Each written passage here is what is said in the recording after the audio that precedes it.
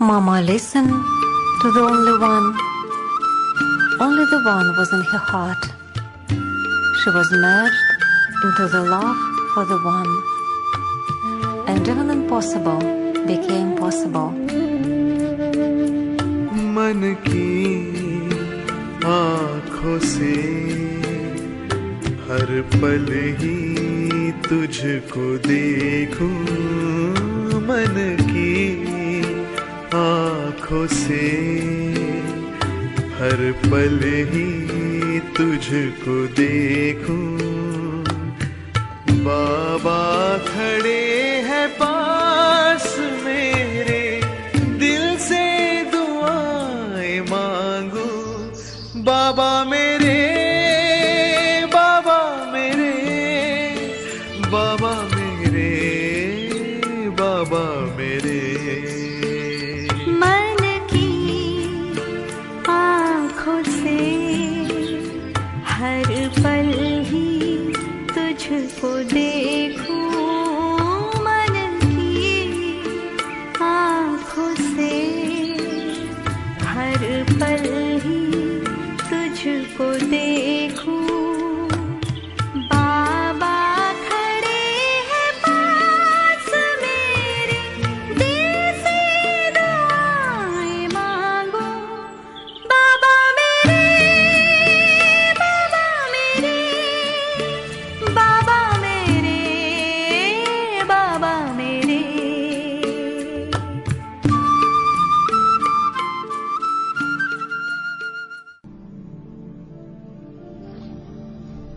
13/12/2020. ஓம் சாந்தி. Pop தாதா மதுபன். அவ்யக்த pop தாதா முரளி கொடுக்கப்பட்டது 18/3/1987. தலைப்பு: உண்மையான ஆன்மீக காதலிகளின் அடையாளங்கள். உண்மையான ஆன்மீக காதலிகளின் அடையாளங்கள். இன்று ஆன்மீக அதி அன்பிற்குரிய தனது ஆன்மீக காதலிகளான ஆத்மாக்களான உங்களை சந்திப்பதற்காக வந்துள்ளார். கல்பம் முழுவதிலும் இந்த வேளையில் மட்டுமே ஆன்மீக அதி அன்பிற்குரியவர்களினதும் ஆன்மீக காதலிகளினதும் சந்திப்புகள் இடம்பெறுகின்றன.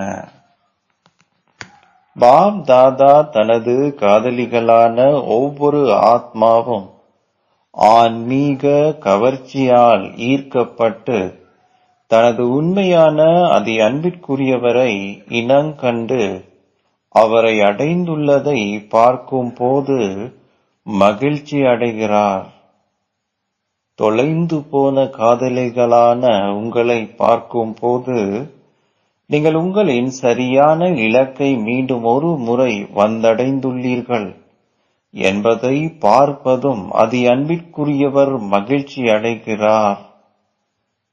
சகல பேறுகளையும் நீங்கள் அனுபவம் பெற செய்யும் வேறெந்த அதி அன்பிற்குரியவரையும் உங்களால் காண முடியாது. ஆன்மீக அதி அன்பிற்குரியவர் தனது ஆன்மீக காதலிகளை சந்திப்பதற்காக எங்கே வந்திருக்கிறார்? காதலிகளான நீங்களும் அதி அன்பிற்குரியவரும் மேன்மையானவர்களாக இருப்பதை போல் அவர் உங்களை மேன்மையான இடத்தில் சந்திப்பதற்காக வந்திருக்கின்றார். நீங்கள் சந்திப்பை கொண்டாடும் இந்த இடம் என்ன? இந்த இடத்தை நீங்கள் விரும்பிய எந்த பெயராலும் அழைக்க முடியும். பொதுவாக சொன்னால் அனைவராலும் விரும்பப்படும் சிறந்த சந்திப்பிற்கான இடம் என்ன? சந்திப்பு ஒரு பூந்தோட்டத்தில் அல்லது கடற்கரையில் இடம்பெறும். எனவே நீங்கள் இப்போது எங்கே அமர்ந்திருக்கிறீர்கள்? நீங்கள் ஞான கடலின் கரையில் ஓர் ஆன்மீக சந்திப்பு இடம்பெறும் இடத்தில் அமர்ந்திருக்கிறீர்கள். இது ஆன்மீக இறை பூந்தோட்டம். நீங்கள் பல வகையான தோட்டங்களை பார்த்திருப்பீர்கள். ஆனால் இந்த தோட்டத்தில் ஒவ்வொரு பூவும் மற்றவர்களை விட அதிகமாக மலர்ந்திருப்பதுடன் ஒவ்வொருவரும் தனக்கே உரிய மிக ஆழமான நறுமணத்தை கொடுக்கிறார்கள். இந்த கடற்கரையிலேயே அதி அன்பிற்குரியவரான பாப் தாதா தனது காதலிகளை சந்திப்பதற்காக வருகிறார். நீங்கள் அந்த கடற்கரைகளை கண்டிருப்பீர்கள். அவை பல உள்ளன. ஆனால் ஞானக்கடலின் வெவ்வேறு அலைகளான அன்பு சக்தி அலைகளும் வேறு அலைகளும் சதா உங்களை புத்துணர்ச்சியாக்கும். கடற்கரையை நீங்கள் எப்போதாவது கண்டுள்ளீர்களா? நீங்கள் இந்த இடத்தை விரும்புகிறீர்கள் இல்லையா? சுத்தமும் களிப்பும் உள்ளன. இங்கு அழகும் உள்ளது. அத்துடன் பல பேறுகளும் கிடைக்கின்றன. அது அன்பிற்குரியவர் காதலிகளான உங்களுக்கு இத்தகைய களிப்பூட்டும் விசேடமான இடத்தை உருவாக்கியுள்ளார். இங்கு அன்பின் எல்லைக்குள் வந்தவுடனேயே நீங்கள் பல வகையான முயற்சிகளில் இருந்து விடுபடுகிறீர்கள். இயல்பான நினைவெனும் மகத்தான முயற்சி மிக இலகுவாக இருப்பதை நீங்கள் அனுபவம் செய்கிறீர்கள். நீங்கள் வேறெந்த முயற்சிகளில் இருந்து விடுபட்டுள்ளீர்கள்? நீங்கள் உங்களின் லௌகிக தொழில்களில் இருந்தும் விடுபட்டுள்ளீர்கள். நீங்கள் சமைப்பதில் இருந்தும் விடுபட்டுள்ளீர்கள். உங்களுக்கு அனைத்தும் தயார் நிலையில் கிடைக்கிறது இல்லையா? நீங்கள் நினைவையும் இயல்பானதாக அனுபவம் செய்கிறீர்கள். உங்களின் மடிகளும் ஞான ரத்தினங்களால் நிரம்பி இருக்கின்றன. நீங்கள் முயற்சி செய்வதில் இருந்து விடுபட்டிருக்கும் அன்பிலேயே திளைத்திருக்கும் ஓர் இடத்திற்கு வந்துள்ளீர்கள். பொதுவாக அன்பின் விசேடமான அடையாளம் என்னவென்றால், 2 என்பது 2ஆக இருக்காது. ஆனால் 2 ஒன்று கலந்து ஒன்றாகிவிடும். இதுவே அமிழ்தல் எனப்படுகிறது. அன்பிலே திளைத்திருக்கும் இந்த ஸ்திதியை பக்தர்கள் அமிழ்தல் அல்லது ஒன்று கலத்தல் என கருதுகிறார்கள். அன்பிலே தன்னை மறந்திருப்பதன் அர்த்தத்தை அவர்கள் புரிந்து கொள்வதில்லை. அன்பிலே அமிழ்ந்து போகும் ஸ்திதி உள்ளது. ஆனால் ஆத்மாக்கள் எல்லா வேலைக்குமாக இல்லாமல் போய்விடுகின்றன என அவர் கருதுகிறார்கள். அமிர்ந்து போகுதல் என்றால் சமமானவராகுதல் என்று அர்த்தம். நீங்கள் தந்தையையும் ஆன்மீக அதி அன்பிற்குரியவரையும் சந்திக்கும் போது அன்பிலே உங்களை மறந்திருந்தால் நீங்கள் தந்தைக்கு சமமாக இருப்பதை அனுபவம் செய்வீர்கள். அதாவது அவரில் அமிழ்ந்து போவதை அனுபவம் செய்வீர்கள். பக்தர்கள் இந்த ஸ்திதியை அமிழ்ந்து போவதாக குறிப்பிடுகிறார்கள். நீங்கள் அன்பின் திளைத்திருக்கிறீர்கள், அத்துடன் அமிழ்ந்திருக்கிறீர்கள். எவ்வாறாயினும் இது அவரை சந்திக்கும் போது அன்பிலே தன்னை மறந்திருக்கும் ஸ்திதியை அனுபவம் செய்வது ஆகும். உங்களுக்கு புரிகிறதா? எனவே பாப் தாதா தனது காதலிகளை பார்க்கிறார். உண்மையான காதலி என்றால் சதா காதலியாகவும் இயல்பான காதலியாகவும் இருப்பது என்று அர்த்தம். உண்மையான காதலிகளின் சிறப்பியல்புகளையும் நீங்கள் அறிவீர்கள். எவ்வாறாயினும் அவர்களின் பிரதானமான அடையாளங்கள்: முதலாவது அடையாளம் காலத்திற்கு ஏற்ப சகல உறவு முறைகளையும் ஒரே ஒரு அதி அன்பிற்குரியவருடன் அனுபவம் செய்தல். அதி அன்பிற்குரியவர் ஒரே ஒருவரே, ஆனால் நீங்கள் அந்த ஒருவருடன் சகல உறவு முறைகளையும் வைத்திருப்பீர்கள். உங்களுக்கு என்ன உறவு முறை தேவைப்பட்டாலும், எந்த ஒரு குறிப்பிட்ட நேரத்தில் உங்களுக்கு என்ன உறவு முறை தேவைப்படுகிறதோ உங்களால் அந்த உறவு முறையை அன்பின் பொறுப்பை நிறைவேற்றுவதன் மூலம் அனுபவம் செய்ய முடியும். எனவே சகல உறவு முறைகளையும் அனுபவம் செய்வதே முதலாவது அடையாளமாகும். ஓர் உறவு முறை மட்டுமல்ல, சகல என்ற வார்த்தையை கீழ்கோடிடுங்கள். சில குறும்புக்கார காதலிகள் தாங்கள் அவருடன் ஓர் உறவு முறையை ஏற்படுத்தியுள்ளதாக நம்புகிறார்கள். ஆனால் அவர்களின் சகல உறவு முறைகளும் அவருடனேயே இருக்கிறது. இரண்டாவதாக, தேவைப்படும் போது உங்களால் அந்த உறவு முறையை அனுபவம் செய்ய முடிகிறதா? உங்களின் உறவு முறை ஞானத்தின் அடிப்படையில் உள்ளதா அல்லது உங்களின் இதயத்தின் அனுபவத்தின் அடிப்படையில் உள்ளதா? பாப்தாதா நேர்மையான இதயங்களை இட்டு களிப்படைகின்றார். கூர்மையான புத்திகளை மட்டும் கொண்டிருப்பவர்களால் அவர் மகிழ்வதில்லை. ஆனால் இதயங்களுக்கு சௌகரியம் அளிப்பவர் அவர்களின் இதயத்தை இட்டு மகிழ்ச்சி அடைகிறார். இதனாலேயே இதயமும் இதயங்களுக்கு சௌகரியம் அளிப்பவரும் மட்டுமே இதயத்தின் அனுபவத்தை அறிவார்கள். அமிழ்த்துவதற்கான இடம் இதயமே அன்றி தலை அல்ல. தலை என்பது ஞானத்தை அமிழ்த்துவதற்கான இடமாகும். ஆனால் இதயமோ உங்களின் அதி அன்பிற்குரியவரை அமிழ்த்துவதற்கான இடமாகும். ஞானத்தை அமிழ்த்துவதற்கான இடம் தலையாகும். ஆனால் அதி அன்பிற்குரியவரை அமிழ்த்துவதற்கான இடம் இதயமாகும். அதி அன்பிற்குரியவர் உங்களுக்கு தனது காதலிகளின் விடயங்களை மட்டுமே கூறுவார், இல்லையா? சில காதலிகள் தமது தலையை அதிக அளவில் பயன்படுத்துவார்கள். ஆனால் இதயத்தால் வேலை செய்யும் போது தலையின் சிரமம் அரைவாசியாக குறைகிறது. தமது இதயபூர்வமாக சேவை செய்வதுடன் நினைவு செய்பவர்கள் மிகவும் சிரமப்பட வேண்டியதில்லை. அத்துடன் தமது இதயபூர்வமாக அன்புடன் நினைவு செய்யாதவர்களை விட அதிகளவு திருப்தி அவர்களிடம் இருக்கிறது. வெறுமனே நினைவு செய்வதும் ஞானத்தின் அடிப்படையில் தமது தலைகளால் சேவை செய்பவர்கள் கடினமாக உழைக்க வேண்டியிருக்கும்.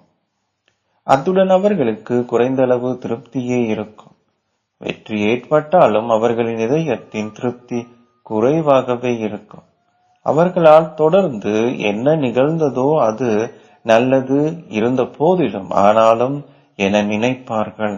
ஆனால் தமது இதயபூர்வமாக செயல்களை செய்பவர்கள் சதா திருப்தியாக பாடல்களை பாடுவார்கள். அவர்கள் தமது இதயபூர்வமாக திருப்தியான பாடல்களை பாடுவார்கள். வார்த்தைகளால் பாடல்களை பாடுவதில்லை. உண்மையான காதலிகள் காலத்துக்கு ஏற்பவே தமது இதயபூர்வமாக சகல உறவு முறைகளையும் அனுபவம் செய்வார்கள். இரண்டாவது அடையாளம் உண்மையான காதலி எப்போதும் ஒவ்வொரு சூழ்நிலையிலும் ஒவ்வொரு செயலிலும் பேற்றின் சந்தோஷத்தை உடையவராக இருப்பார். ஒன்று அனுபவம், மற்றது அதில் இருந்து கிடைக்கும் பேறு. ஆமாம், அவர் தனது தந்தை, அத்துடன் எனது மணவாளன், எனது குழந்தை. ஆனால் நான் விரும்பிய அளவு பேறுகள் எனக்கு கிடைக்கவில்லை என சிலர் அனுபவம் செய்கிறார்கள். அவரே தந்தை, ஆனால் ஆஸ்தி என்ற பேற்றின் சந்தோஷம் காணப்படுவதில்லை. அந்த அனுபவத்துடன் சகல உறவு முறைகளின் ஊடாக பெறப்படும் பேறுகளின் அனுபவம் இருக்க வேண்டும். உதாரணமாக, தந்தை என்ற உறவு முறையில் எப்போதும் ஆஸ்திக்கான பேற்றின் அனுபவம் இருக்க வேண்டும். நிலைத்திருக்கும் அனுபவம் இருக்க வேண்டும். சத்குருவினூடாக சதா சம்பூர்ணமாகவும் முழுமையாகவும் இருக்கும் ஸ்திதியின் அனுபவம் இருக்க வேண்டும். அத்துடன் ஆசீர்வாதங்களின் ஊடாக முழுமை ரூபத்தின் அனுபவம் இருக்க வேண்டும். எனவே பேறுகளின் அனுபவமும் அத்தியாவசியமானது.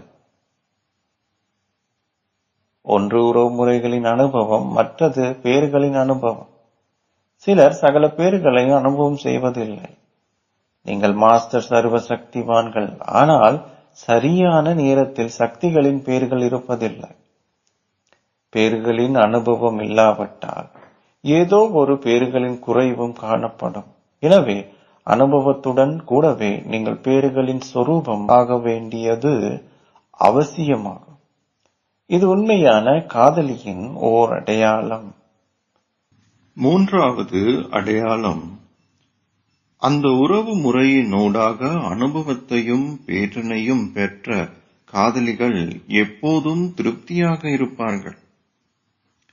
அவர்கள் எந்த ஒரு சூழ்நிலையிலும் எதிலும் குறைவாக இருக்கும் ஆத்மாக்களாக ஒருபோதும் தங்களை உணரமாட்டார்கள். எனவே இந்த காதலிகளின் சிறப்பியல்பு மன நிறைவே ஆகும். எங்கு பேறு உள்ளதோ அங்கு நிச்சயமாக மன நிறைவு காணப்படும். எங்கு பேறு உள்ளதோ அங்கு நிச்சயமாக மன நிறைவு காணப்படும். உங்களிடம் மன நிறைவு இல்லாவிட்டால் நிச்சயமாக உங்களின் பேற்றில் ஏதோ குறைவாக உள்ளது. எங்கு பேறுகள் இல்லையோ சகல உறவு முறைகளை அனுபவம் செய்வதிலும் ஏதோ குறைவாக உள்ளது.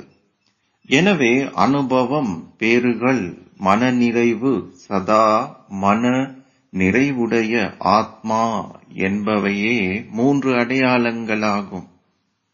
எந்த நேரமாக இருந்தாலும் எத்தகைய சூழலாக இருந்தாலும் சேவை செய்வதற்கான வசதிகள் எவ்வாறானவையாக இருந்தாலும் சேவையின் ஒன்று கூடலில் எத்தகைய சகபாடிகள் இருந்தாலும் ஒவ்வொரு சூழ்நிலையிலும் ஒவ்வொரு செயலிலும் நீங்கள் எப்போதும் மன நிறைவுடன் இருக்க வேண்டும். நீங்கள் இத்தகைய உண்மையான காதலிகள் இல்லையா? மன நிறைவான ஆத்மாவிற்கு ஒருபோதும் எந்தவிதமான எல்லைக்குட்பட்ட ஆசைகளும் இருக்காது. சிறுபான்மையான மன நிறைவுள்ள ஆத்மாக்களே இருப்பதை நீங்கள் காண்பீர்கள். ஏதாவதொரு சூழ்நிலையில் மரியாதைக்கு அல்லது புகழுக்கான பசி காணப்படும். பசியுடன் இருக்கும் ஒருவர் ஒருபோதும் மன நிறைவாக இருக்க மாட்டார். யாருடைய வயிறுகள் எப்போதும் நிறைந்துள்ளதோ அவர்கள் மன நிறைவுடன் இருப்பார்கள். எனவே சரீரத்திற்கு உணவிற்கான பசி எடுப்பதை போல் மனதிற்கும் பெயர், புகழ், சற்கதி, வசதிகளுக்கான பசி காணப்படும். எனவே சரீரத்திற்கு உணவிற்கான பசி எடுப்பதை போல் மனதிற்கும் பெயர், புகழ், சத்கதி, வசதிகளுக்கான பசி காணப்படும். இது மனதின் பசி ஆகும். எனவே பௌதீகமாக மன நிறைவுடன் இருப்பவர்கள் எப்போதும் திருப்தியாக இருப்பதை போல் மன நிறைவுள்ள மனங்களை கொண்டிருப்பவர்கள் சதா திருப்தியாக இருப்பார்கள். திருப்தி மன நிறைவின் ஒரு அடையாளம் ஆகும். ஓர் ஆத்மா மன நிறைவுடன் இல்லாவிட்டால், ஆனால் பௌதீகமாக அல்லது மனதளவில் பசியுடன் இருந்தால், அவர் எவ்வளவு தான் பெற்றாலும், அவர் அதிகளவில் பெற்றாலும் மன நிறைவு இல்லாததால் அவர் எப்போதும் மன நிறைவு இல்லாமலே இருப்பார். அவரிடம் அதிருப்தி காணப்படும். ராஜரீகமானவர்கள் சிறிதளவுடன் மனநிறைவு அடைவார்கள். ராஜரீக ஆத்மாக்களின் அடையாளம் அவர்கள் சதா நிரம்பி இருப்பார்கள். அவர்கள் ஒரு சப்பாத்தியாக இருந்தால் என்ன, அல்லது 36 வகையான உணவாக இருந்தால் என்ன, மனநிறைவாக இருப்பார்கள். எவ்வாறாயினும் மன நிறைவு இல்லாதவர்களுக்கு நீங்கள் 36 வகையான உணவை கொடுத்தாலும் அவர்கள் மன நிறைவு அடைய மாட்டார்கள். ஏனென்றால் அவர்களின் பசியானது அவர்களின் மனங்களிலேயே உள்ளது. உண்மையான காதலியின் அடையாளம் அவர் சதா மனநிறைவுடன் இருப்பார். எனவே 3 அடையாளங்களையும் சோதித்து பாருங்கள். நீங்கள் யாருடைய காதலிகள் என்பதை பற்றி எப்போதும் சிந்தியுங்கள். நீங்கள் எப்போதும் சம்பூரணமாக இருக்கும் அதி அன்பிற்குரியவரின் காதலிகள். எனவே ஒருபோதும் திருப்தியை கைவிடாதீர்கள். நீங்கள் சேவையை கைவிடலாம், ஆனால் உங்களின் திருப்தியை கைவிடாதீர்கள். நீங்கள் சேவையை கைவிடலாம், ஆனால் உங்களின் திருப்தியை கைவிடாதீர்கள். உங்களை அதிருப்தி ஆக்கும் எந்த ஒரு சேவையும் சேவையே இல்லை. சேவை என்றால் உங்களுக்கு போஷாக்கான பலத்தை கொடுக்கும் சேவையாக இருக்க வேண்டும். எனவே உண்மையான காதலி என்பவர் சகல எல்லைக்குட்பட்ட ஆசைகளுக்கும் அப்பாற்பட்டிருப்பவர், சதா நிரம்பியவராக சமமானவர்களாகவும் இருப்பவர் ஆவார். இன்று பாபா உங்களுக்கு காதலிகளின் கதைகளை கூறுகிறார். நீங்கள் பல குறும்புத்தனமான விளையாட்டுகளையும் விளையாடுகிறீர்கள். அவற்றை பார்க்கும் போது அதி அன்பிற்குரியவர் புன்னகை செய்கிறார். நீங்கள் உங்களின் குறும்புத்தனமான விளையாட்டுக்களை விளையாடலாம். ஆனால் அது அன்பிற்குரியவர் என்பவர் அது அன்பிற்குரியவர் என்பதை நீங்கள் புரிந்து கொள்ள வேண்டும். அந்த விளையாட்டுக்களை அவரின் முன்னால் விளையாடுங்கள், மற்றவர்களின் முன்னால் அல்ல. நீங்கள் வெவ்வேறு வகையான எல்லைக்குட்பட்ட சுபாவம் மற்றும் சம்ஸ்காரங்களின் குறும்புத்தனமான விளையாட்டுக்களை விளையாடுகிறீர்கள். எனது சுபாவம், எனது சம்ஸ்காரங்கள் என்று வரும்போதே நீங்கள் அந்த குறும்புத்தனமான விளையாட்டுக்களை விளையாட ஆரம்பிக்கிறீர்கள்.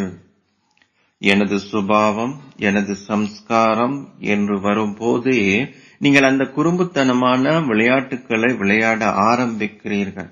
தந்தையின் சுபாவம் எனது சுபாவமாக இருக்க வேண்டும். எனது சுபாவம் தந்தையின் சுபாவத்தை விட வேறுபட்டதாக இருக்க முடியாது. அது மாயையின் சுபாவம். அது வேறொருவருக்கு சொந்தமான சுபாவம். அது உங்களின் சுபாவம் என எப்படி உங்களால் கூற முடியும்? மாயை அந்நியமானவது. மாயை அந்நியமானது. அவள் உங்களுக்கு சொந்தமானவள் இல்லை. தந்தையே உங்களுக்கு சொந்தமானவர். எனது சுபாவம் என்றால் தந்தையின் சுபாவம் என்று அர்த்தம். மாயின் சுபாவத்தை உங்களின் சுபாவம் என கூறுவது தவறானது. எனது என்ற வார்த்தை உங்களை சூழலிற்குள் போட்டு விடுகிறது. காதலிகளும் இந்த குறும்புத்தனமான விளையாட்டுக்களை அதி அன்பிற்குரியவரிடம் காட்டுகிறார்கள். தந்தையினுடையது எதுவோ அது என்னுடையது. ஒவ்வொரு சூழ்நிலையிலும் பக்தி மார்க்கத்திலும் கூறப்படுகிறது, என்னிடம் உள்ள எதுவும் உங்களுடையது, எதுவும் என்னுடையதல்ல. எவ்வாறாயினும் உங்களுடையது எதுவோ அது என்னுடையது. தந்தையின் எண்ணம் எதுவோ அது எனது எண்ணம். சேவை செய்யும் பாகங்களை நடிக்கும் போது தந்தையின் சுபாவமும் சம்ஸ்காரங்களும் உங்களுடையவை. அதனூடாக என்ன நிகழும்? எல்லைக்குட்பட்ட எனது என்ற எதுவும் உங்களுடையது என்றாகிவிடும். எல்லைக்குட்பட்ட எனது என்ற எதுவும் உங்களுடையது என்றாகிவிடும். உங்களுடையது எதுவும் என்னுடையது. எனக்கென்று வேறாக எதுவும் இல்லை. தந்தையினுடையதில் இருந்து வேறுபட்ட எதுவும் என்னுடையது அல்ல. அது மாயையின் சுழற்சி ஆகும். ஆகவே எல்லைக்குட்பட்ட குறும்புத்தனமான விளையாட்டுக்களை கைவிட்டு நான் உங்களுடையவன், நீங்கள் என்னுடையவர் என்ற ஆன்மீக பெருமையை பேணுங்கள். நீங்கள் வெவ்வேறு உறவு முறைகளின் அனுபவத்தின் ஆன்மீக குறும்புத்தனமான விளையாட்டுக்களை விளையாடலாம். ஆனால் மற்றைய வகையான விளையாட்டை விளையாடாதீர்கள். ஓர் உறவு முறையை நிறைவேற்றுவதில் நீங்கள் ஆன்மீக குறும்புத்தனமான விளையாட்டுக்களை விளையாட முடியும். அன்பான குறும்புத்தனமான விளையாட்டுக்கள் நல்லவை. சில வேளைகளில் நண்பர் என்ற உறவு முறையில் அன்பான குறும்புத்தனமான விளையாட்டுக்களை விளையாடுங்கள். அவை குறும்புத்தனமான விளையாட்டுக்கள் இல்லை, ஆனால் தனித்துவமானவை. அன்பான குறும்பு விளையாட்டுக்கள் அழகானவை. சிறு குழந்தைகளின் குறும்பை அனைவரும் விரும்புவார்கள். ஏனென்றால் அவர்கள் அழகானவர்கள், தூய்மையானவர்கள். குழந்தைகளிடம் சுத்தமும் தூய்மையும் உள்ளன. ஆனால் முதிர்ந்த ஒருவர் குறும்பான விளையாட்டுக்களை விளையாடினாலும் அது தீங்கானது என்றே கருதப்படுகிறது. நீங்கள் விளையாட விரும்பினால் தந்தையுடன் வெவ்வேறு உறவு முறைகளில் தூய்மையும் அன்பும் நிறைந்த குறும்பு விளையாட்டுக்களை விளையாடுங்கள். நிலையான கையும்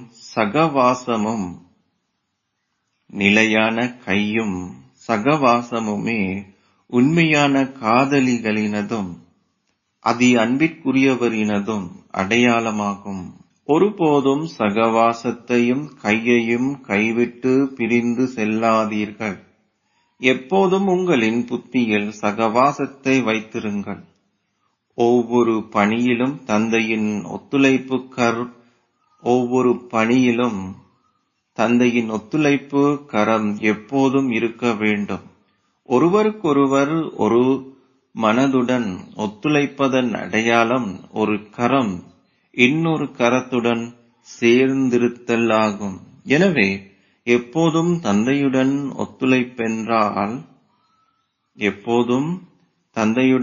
ஒத்துழைப்பென்றால் தந்தையுடன் கையோடு கை சேர்த்து இருத்தலாகும்.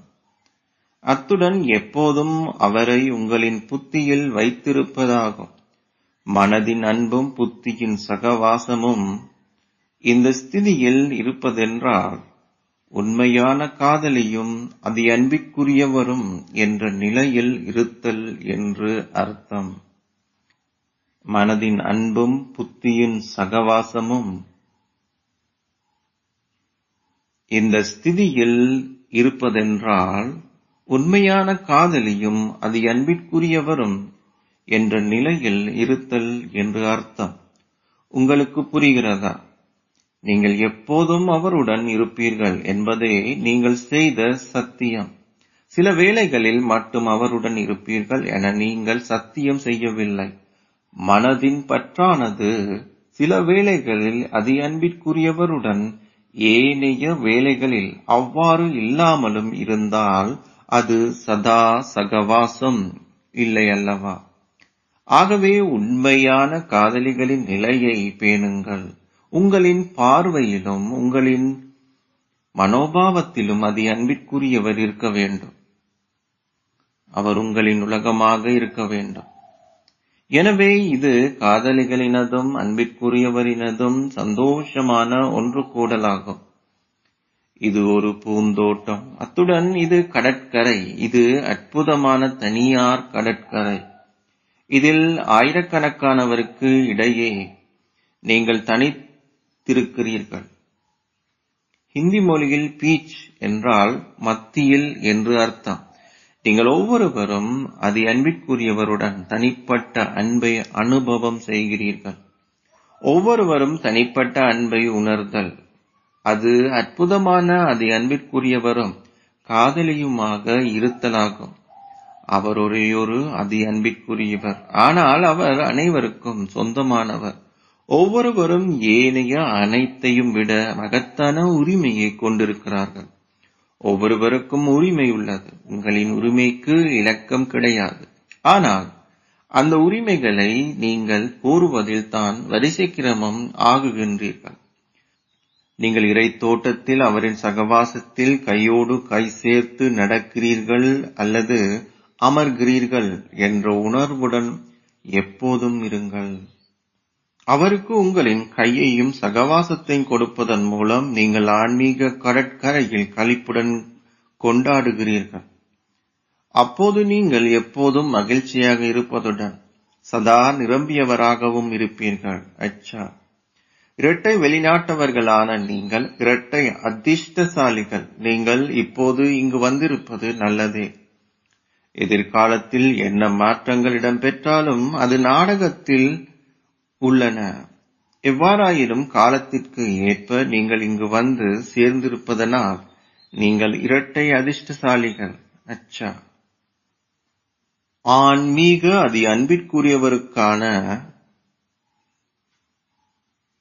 அன்பின் பொறுப்பை நிறைவேற்றும் அனாதியான காதலிகளுக்கும் தங்களை சகல பேறுகளாலும் நிரம்பி இருப்பவராக அனுபவம் செய்பவர்களுக்கும் ஒவ்வொரு ஸ்திதியிலும் ஒவ்வொரு சூழ்நிலையிலும் மன நிறைவுடன் இருப்பவர்களுக்கும் திருப்தி என்ற பொக்கிஷத்துடன் நிரம்பி இருப்பதுடன் மற்றவர்களையும் நிரப்புபவர்களுக்கும் சதா சகபாடிகளாக இருந்து சதா தமது கையை கொடுக்கும் உண்மையான காதலிகளுக்கும் ஆன்மீக அன்பிற்குரியவரின் இதயபூர்வமான அன்பும் நினைவுகளும் நமஸ்காரங்களும் உரித்தாகட்டும்.